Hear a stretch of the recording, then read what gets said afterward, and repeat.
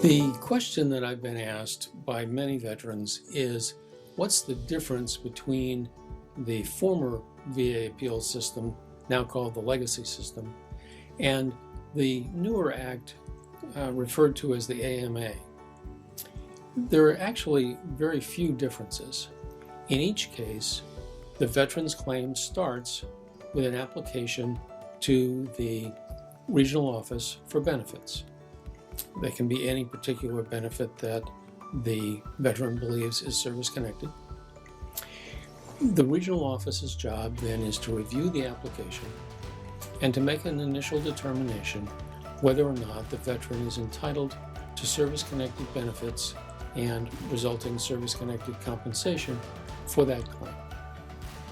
If the regional office makes a favorable determination, that's the end.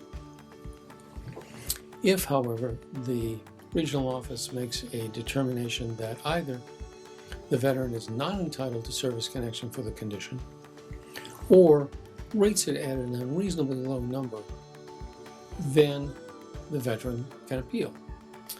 The appeal process in the old legacy system was to then file a notice of disagreement, typically then seek review by a decision review officer. The decision review officer would issue a decision review officer decision or a statement of the case, and if the decision was unfavorable, again a notice of disagreement could be filed.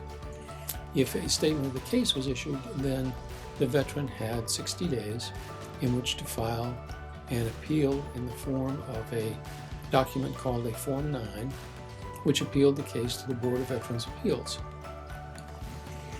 At the Board of Veterans' Appeals, the veteran was entitled to a hearing and the opportunity to introduce whatever new evidence he or she believed was relevant. In the AMA system, it's a little different. There's still an initial determination. If the veteran is unhappy with that result, then again, there is a notice of disagreement.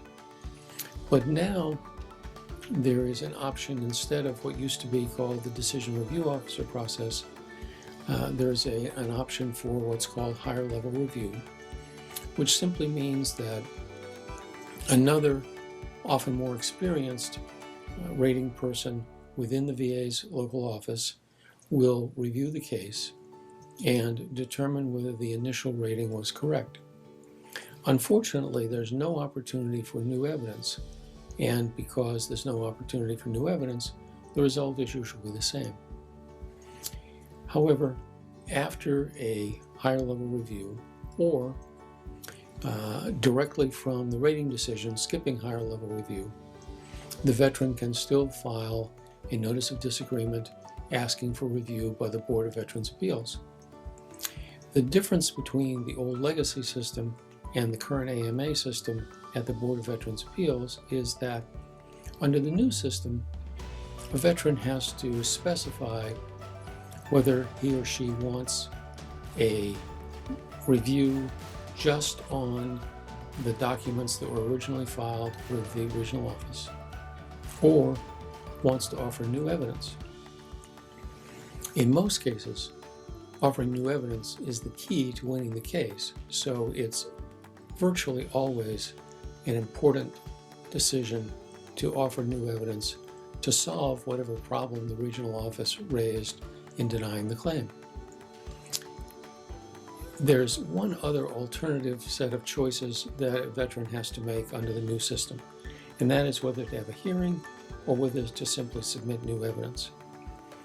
In most cases, we encourage veterans to have a hearing and have the opportunity to make that important personal connection with the judge, explaining how his or her problems have led to the current disability and why he or she is entitled to compensation for it.